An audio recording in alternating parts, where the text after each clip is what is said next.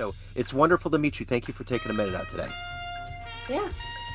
So before we get into your work and your life as an energy healer and a coach, I want to know first and foremost, one of the biggest things that we've had to deal with that probably affected your work and the way that we live and the energy on this planet was COVID 4.5, 5 years ago.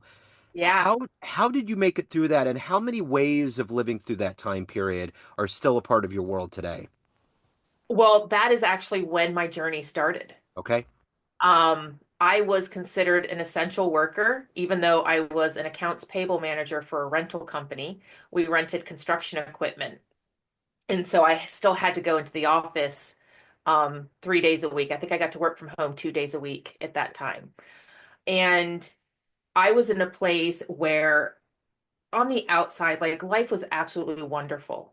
Our my husband and my daughter had graduated from college. Our twins had graduated from high school in 2018. We moved to our forever home on the Chesapeake Bay beach community. My best friends live here, so it was like my marriage is going wonderfully.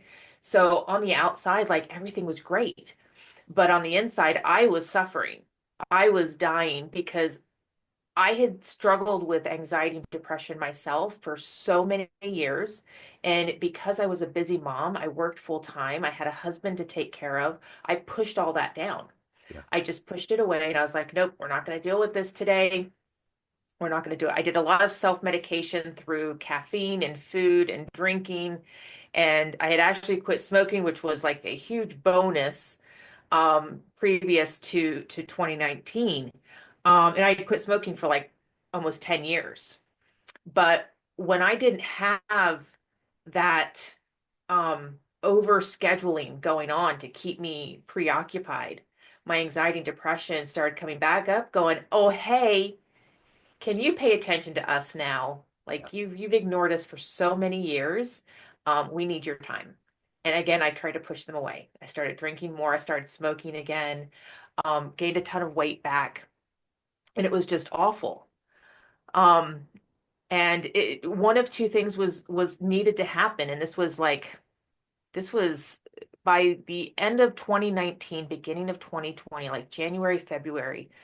I was at the point where either I was going to find help or I was going to run my van into a telephone pole so that I could get some time off because I was worried about taking time off from work because I didn't have that time saved up to take a week off to just have self-care and figure it out. And I originally went the traditional routes, right? So medication, talk therapy, that kind of stuff. And it just did not do what I wanted it to do. I wanted the anxiety and depression gone. I didn't want to have to survive with it anymore. I didn't want to have to manage it. I had too much going on in my life to have to manage that. Yeah. I wanted, if I was going to manage anything, I wanted it gone so then I could manage moving forward. Yeah. But I just wanted it gone. Yeah. Yeah. And medication does not get rid of it. Medication just covers up the symptoms. Talk therapy, you can be in talk therapy for years.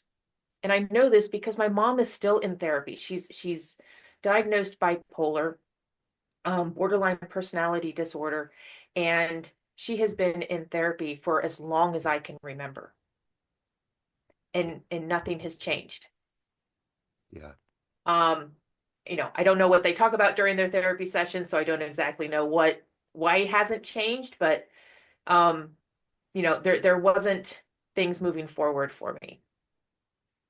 And when I went back to the doctor and told him, look, I'm not crying as much as I was of being on the medication, but I'm not happy either. Like I'm still not laughing. I'm still not finding joy. I just feel really numb. And it reminded me why I always took myself back off of the medications in previous years because I didn't like how I felt being on them. Yeah. Yeah. And so I sat at my desk and I cried and I was just like, God, Lord, universe, whoever is listening, I want something that's going to get rid of this. I want it gone. I shouldn't have to carry this stuff around not really even understanding where it's coming from. I had an idea. My ego had an idea of where it was coming from, but every time I talked about my upbringing or my troubles with my mom or my troubles with my siblings, it never was like that aha moment. Like, oh, now I know where that came from. Now I can work on that Yeah. and it'll go away. It never got to that point.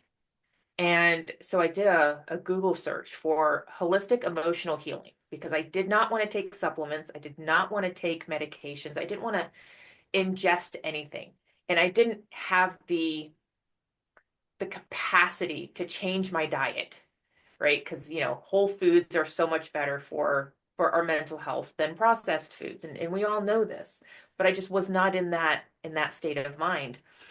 And I really wanted something that was going to kind of hold my hand through the process. And through this search, I found a modality called the emotion code. And when I first started researching this, I found that it was a modality of using muscle testing, which is using your body's muscle response to yes or no questions being asked, and then using a refrigerator magnet once you find these trapped emotions, finding using a refrigerator magnet over the governing meridian 3 or 10 times, depending on if it was just a regular trapped emotion or it was an inherited one, and asking for that to be released. And I was like, well, what do I have to lose? Like, I'm not ingesting anything, so it's not like I'm agreeing to drink purple bleach or anything. I'm just okay. I have a couple $100s to lose if this doesn't work. And so I signed up went to Facebook, found a group, found some practitioners, signed up and for a session. And afterwards, I felt this sense of relief. And this sense of relief I hadn't felt in quite a while, Yeah. but it only lasted like 1 or 2 days. Yeah. And I was like, oh, maybe this doesn't work. And I kept getting the nudge, try again, try again. So I signed up with a different practitioner. I was like, oh, maybe it was the practitioner. Maybe we don't mesh well. And same result. After the session, I felt better. I was more relaxed. I was more calm. And it lasted a little bit longer. It lasted like 2.5 to 3 days. And then like it started coming back again. I was like, this is going to cost me a lot of money. Yeah. Because it's not covered by insurance. Wow. I'm like, this is going to cost me a lot of money, but it's working. Yeah. So I had signed up for the Discover Healing newsletter, and it was like the next day they were holding a webinar to, you know, present this modality to people who didn't know anything about it. And it was $97, where normally their in-conference ones were like $300 or $400, and you had to get a hotel and a flight. And so, it could be like a $2,000 weekend to go to one of these conferences. But because of COVID, it was online. Yeah. And I was like, yes, so we're going to do that. So I signed up for the webinar, and by the end of it, I was signing up for my certification because I was like, hearing like firsthand testimonials of people who had, learned how to do this themselves. There's a book that the Emotion Code book teaches you how to do this without having to get the certification. But I'm the type of person that I'm like, if I'm going to know something, if I'm going to use something, I want to know all the ins and outs. Like when I wanted to learn about a diet, I got certified in how to teach what this diet was about because I wanted to know all the ins and outs myself. Yeah. And so I got my certification, and then I got the second certification, which went into not just trapped emotions, but went into the body. It went into your chakras. It went into the energetic side of toxins and pathogens and spirit attachments and offensive energies, stuff that was just like so woo woo to me. Like my only experience with any kind of energy work was acupuncture and The Secret, Yeah. the law of attraction. And that was my only introduction to what energy, how energy worked. Yeah. Um, and then I got a third certification to work with spirit attachments and offensive energies. And so within 4 months of finding this modality, I had healed from my anxiety and depression about 80%. Gone, 80% gone. Like I was laughing, I was smiling. My days were mostly filled with good experiences. And I was like, well, how do I get to 100%? Like I know through energy work, I can get to 100%, but it's not getting deep enough. And I had joined a coaching program and they kept stressing you need to meditate 10 minutes twice a day. You need to journal.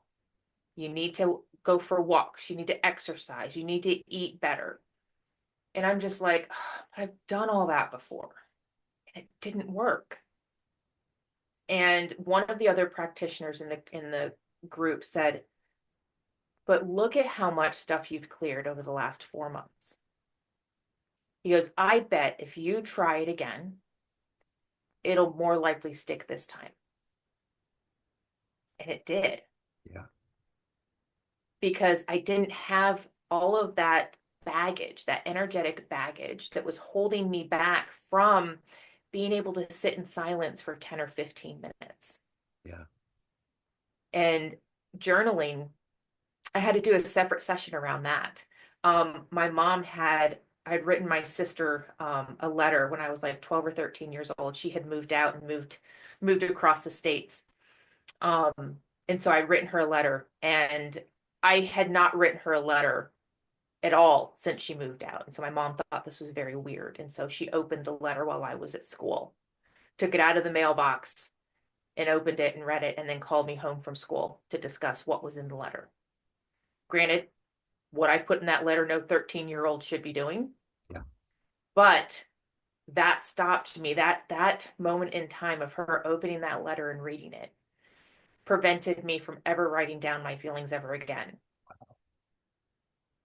Never thought about it until they were like, hey, you should really start journaling. And I was like, oh, I don't know. And then that memory popped up Yeah. and I did a session around it.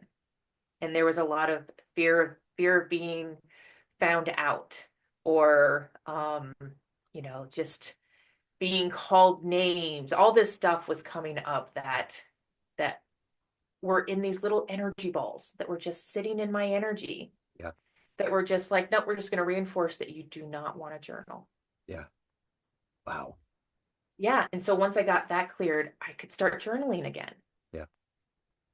But I didn't think about that for 30 years, 40 years. Like I didn't even realize that it was still bothering me in some way Yeah. because I had not thought about it in years. Yeah. That's wild. So, what did you want to be when you were a kid? What was your dream? I wanted to be a photographer. Okay. Do you do that now? No, no, Okay. but it is where I met my husband. I did Interesting. start being a photographer for Olin Mills, Okay. and he was my photographic supervisor. So photography brought us together. That's cool. So who's been that hero? Who's been that inspiration that's allowed you to overcome and to evolve to this point in life? Honestly, I think it's my kids Yeah. because, kids are kids are very resilient. They are. And my oldest daughter, um, I had her when I was 19 and I was not ready to be a mom. Yeah. And I didn't have very many people in my life to look up to when, in my circle to look up to when I was a kid. I do have one home economics teacher that I did look up to. And I think I took a conflict resolution class in seventh or eighth grade, and they taught us how to have or deal with conflict, right? When you're dealing with a bully, this is how you deal with that bully.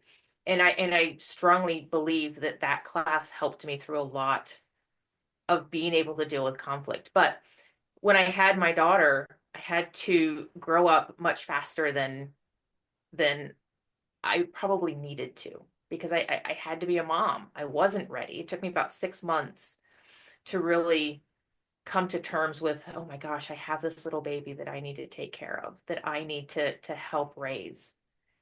And she pretty much, I think she raised me a lot. Yeah. And even now she is my sounding board when I'm like, oh, gosh, this is what your nanny said, and I'm not quite sure how to respond. Yeah. And Yeah. she's really good at that. So my kids are definitely my heroes because they are so much more open and loving than I remember myself being at those ages. So, you've met seminal people in your life that have helped you on your journey, that have gotten you to a better place. If you could meet anybody on the planet right now that exists, that you admire and look up to, that would help you on your journey, who would that be? Oh, gosh. It's a really good question. Um, I would have to say Dr. Bradley Nelson, who created the emotion code, because that was the pivotal point. It was, either I'm going to use this modality to virtually save my life because I was so close to ending it because I was just so tired of having to survive. Yeah. Yeah. So yeah, I think it would just to be able to say thank you. Yeah. So dealing with energy and dealing with other people and and all of the things that we have, the baggage and everything, you're dealing with heavy things. That's a part Yeah. of your career. But Yep. you're also a human being with a soul that has to develop and evolve. How do you balance that? How do you balance all of that out to take care of it all and do it the highest level possible? I consistently daily self-care is my go-to. I meditate every day. I get movement in every day of some sort. Um, I do energy work on myself on a daily basis.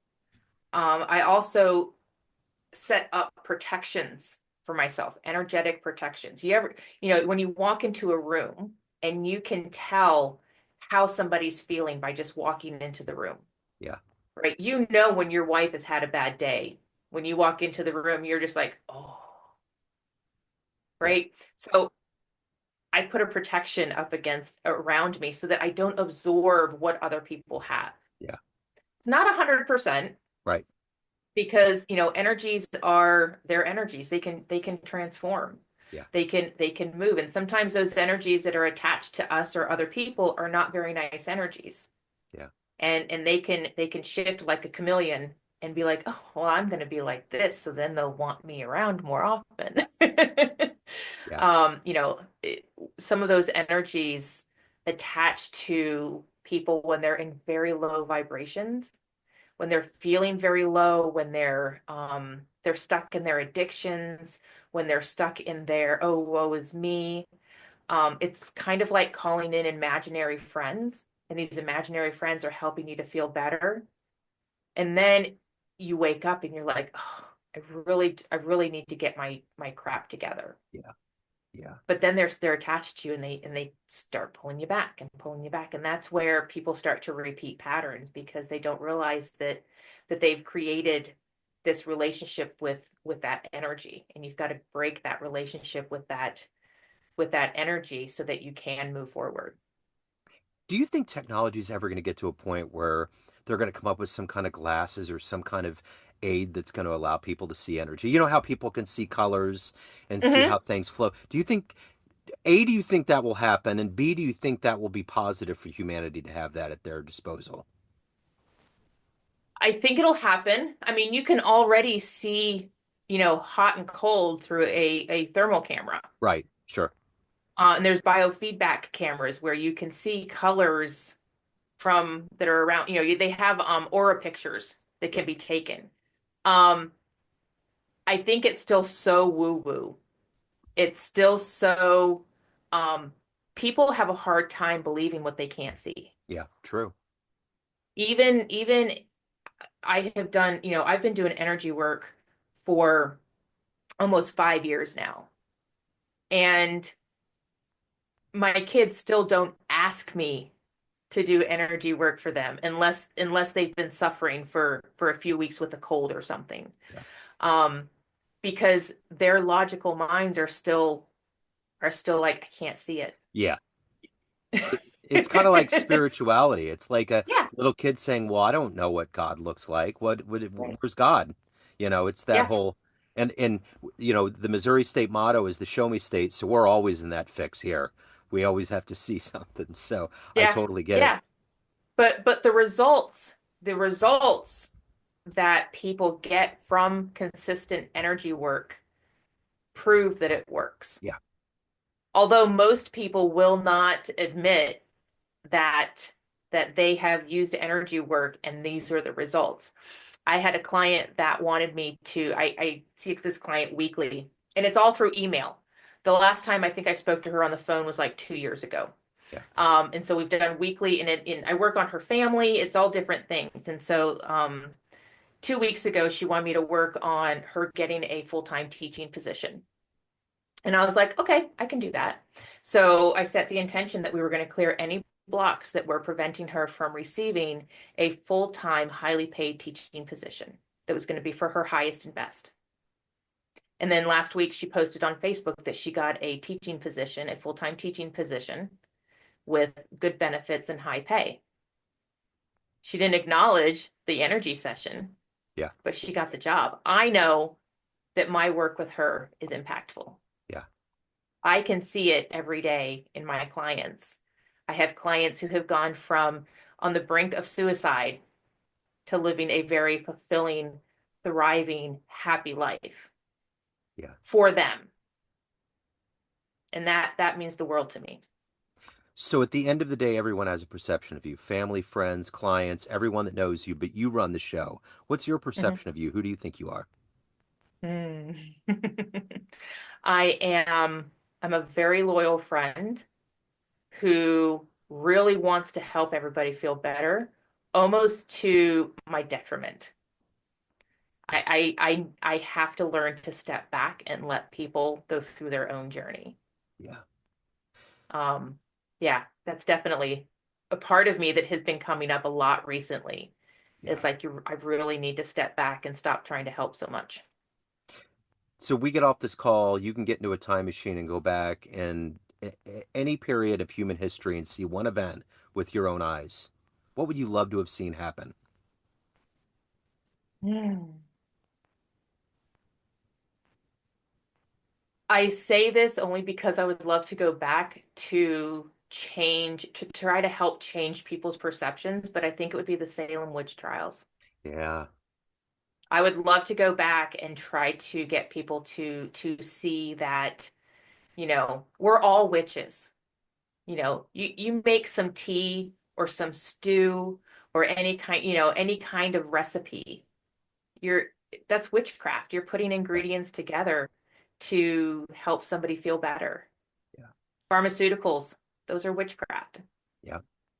Yeah. And I imagine how much better our health system might be if they could all come together from that point and use all of the resources that are at our disposal. Very interesting. So if anyone wants to hire you, they have questions, they want to reach out, any of the good business, where do they go? DesignYourExistence.com. I'm Design That's Your Existence on all social medias as well. okay. This has been so interesting and illuminating. Thank you so much for your story. Best of luck with everything. Thank you very much. Thank you for having me. Thank you. Take care.